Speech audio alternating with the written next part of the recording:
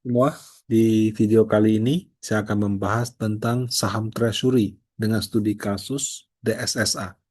Disclaimer dulu, bukan rekomendasi buy, sell, dan hold. Nah, kalau perusahaan yang sudah TBK, itu ada istilah treasury stock atau saham treasury. Biasanya ini mengacu kepada perusahaan menggunakan dana kas perusahaan membeli sahamnya sendiri di pasar sekunder. Nah, kalau untuk seperti ini, aturan OJK-nya kayak apa? Dampak ke kinerja seperti apa? Dan kalau sudah dibeli, sahamnya harus diapakan gitu. Nah, informasi mengenai saham treasury, kita tuh bisa lihat di laporan keuangan, bisa cek di aplikasi saham seperti RTI, atau aplikasi transaksi saham Anda yang ada analisa perusahaannya, bisa juga cek di IDX. Nah, per 31 Juli 2025, DSSA itu punya 7,7 miliar lembar saham. Dari 7,7 miliar lembar ini, 1,51 miliar atau 19,7% merupakan saham treasury. Jadi treasury stock tercermin di sini, Bapak Ibu.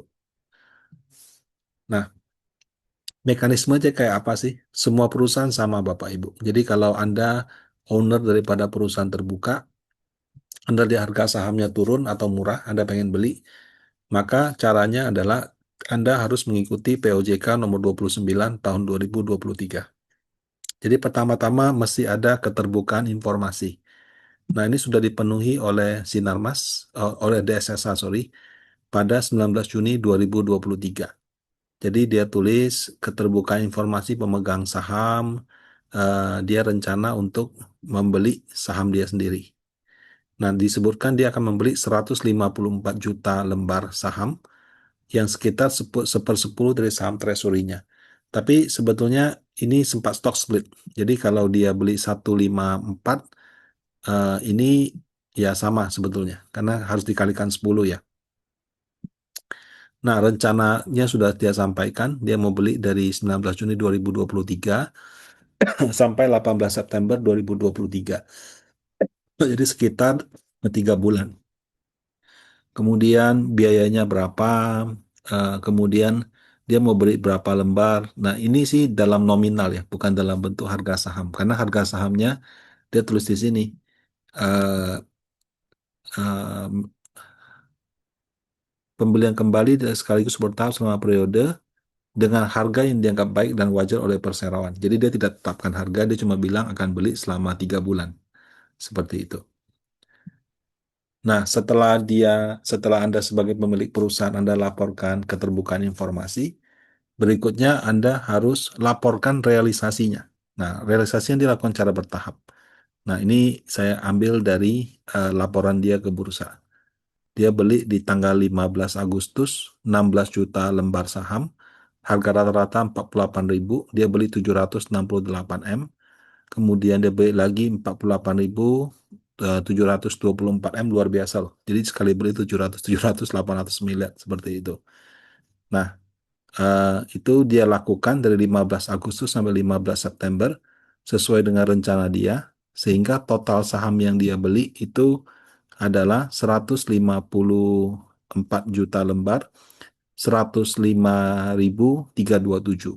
Total uang yang dia keluarkan 7,39 atau hampir 7,4 triliun gitu. Jadi ini menurut saya merupakan buyback yang sangat besar ya, karena sebelum-sebelum ini mungkin ada, tapi kayaknya 7 triliun itu bukan angka yang kecil. Nah, harganya sama semua. Jadi dia beli semua di harga 48.000. Oke. Nah, sekarang kan 87.000. Tapi pas pada saat video ini saya buat, kayaknya harga DSSA sempat turun deh. Saat ini pertanggal 25 Agustus, DSSA itu di 79.000 atau 80.000, turun 7 ribuan atau hampir 10% ya. Tapi anggap aja dengan 87.000. Nah, kalau dia beli 48 terus ke 87, berarti kan hampir untung beggar 1 kali lipat. Jangan salah. DSSA ini stock split seper 10. Jadi lembar sahamnya dari 154 menjadi 1,54 miliar lembar. Kalau lembarnya kali 10, modalnya gimana? Bagi 10. Jadi harga modalnya bukan 48.000, tapi 4.800. Nah, kalau dari 4.800 ke 87.000, untungnya tuh 1.712% atau 17 kali lipat gitu.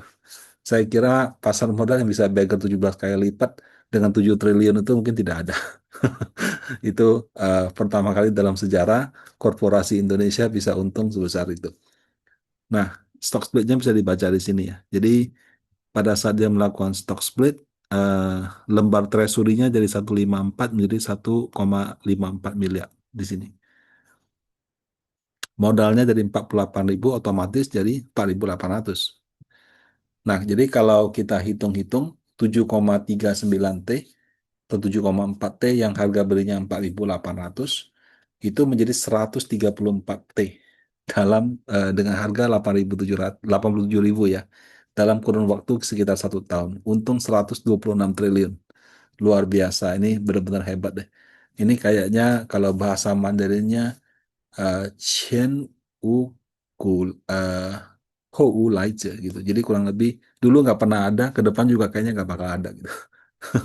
Karena bisa untung 126 triliun ya. Bahkan untuk ukuran perusahaan di luar negeri pun ini angka yang sangat besar. Tapi tentu sekali lagi ini harga di atas kertas kalau bisa dilepas di harga 87.000. Nah, sekarang pertanyaannya saham treasury ini pelakuannya bagaimana? Boleh di keep sampai kapan? Harus dijual bagaimana gitu. Nah, kalau mengutip ke POJK nomor 29 tahun 2023, saham treasury yang di buyback ini wajib dialihkan dalam 3 tahun setelah buyback selesai. Buybacknya selesai kan 15 September 2023. Jadi 15 September 2026 itu wajib dia jual gitu. Nah, yang apa? 3 tahun ini dapat diperpanjang jika nih ada kalimatnya ya. Telah mengalihkan minimal 10% dari hasil pembelian kembali atau setelah 3 tahun harga market masih lebih rendah dibandingkan harga rata-rata pembelian. Nah, kalau yang B tentu sulit terjadi ya, karena kan kalau dia harga belinya 4.800, sekarang 80.000 dia harus turun 90% gitu. Bisa ya, tapi we don't know. Nah, otomatis kita kembali ke nomor satu. Jadi dia harus jual minimal 10%-nya dulu. Nah, kemudian kalau dia sudah jual 10% dan sudah lewat 3 tahun, eh, itu nggak selesai, maka dia harus tambah lagi, dikasih tambahan lagi 2 tahun. Jadi 3 tahun tambah 2 tahun. 2 tahun nggak selesai lagi, ditambah lagi 1 tahun. Nah, jadi kalau dilihat-lihat, dia tuh dikasih waktu 3 tambah 2 tambah 1 maksimal 6 tahun. Nah, anggaplah dengan harga 87.000, nilai DSS itu 134 T. Kalau dia harus dilepas semua dalam 6 tahun bagi 6, berarti 1 tahun itu sekitar 22 T. Nah, saat ini kan harganya 80.000, berarti anggap aja 20 triliun. Ya, jadi, tapi angkanya akan berfluktuasi ya, tergantung dengan harga pasar saat ini. Nah, bentuk dijual yang diakui OJK apa? Dijual baik di bursa efek maupun di luar bursa efek. Berarti melalui nego atau pasar reguler, ditarik kembali dengan cara pengurangan modal. Jadi pengurangan modal itu misalnya gini, lembar sahamnya 100 juta, 20 juta saham treasury, 10 juta nggak laku-laku nih, ya sudah dihapus yang 10 juta, total lembar saham tinggal 90 juta. Nah, itu maksudnya pengurangan modal. Pelaksanaan program kepemilikan saham oleh karyawan dan atau direksi dan dewan komisaris. Jadi program ESOP dan MSOP dikasih ke karyawannya. Pelaksanaan pembayaran penyelesaian atas transaksi tertentu. Nah, ini mungkin harus dapat persetujuan OJK. Misalkan dia punya hutang, dia bayar dengan saham itu. Pelaksanaan konversi efek bersifat ekuitas yang diterbitkan oleh perusahaan TBK. Jadi dia konversi saham tersebut. Distribusi hasil pembelian kembali kepada pemegang saham secara proporsional. Jadi ini kalau saya tangkapnya itu dibagikan kepada pemegang saham. Jadi ya udah nggak laku deh, gua kasih deh ke pemegang saham, satu orang dapat berapa lembar gitu. Kemudian cara lain yang dapat persetujuan dari OJK. Nah, jadi ini adalah 7 bentuk penjualan saham treasury. Nah, apakah DSSA sudah melakukan? Dia sudah melakukan di nomor satu. Jadi di 2024 mereka tuh sudah sempat menjual 24 juta lembar saham di harga 32.000. Mendapat dana tunai 794 miliar. Seperti itu. Nah, tapi dia harus jual 22,3 T. Ya, dan waktunya dihitungnya bukan dari 2025 loh, dari September 2024 loh. Jadi kalau sekarang ini sudah memasuki eh, hampir tahun kedua, ya, karena September 2024 ke September 2025 itu sudah setahun. September 2025 itu sudah masukin 2 tahun. Berarti dia sudah harus jual 40 triliun sebetulnya. Bukan angka yang gampang lah.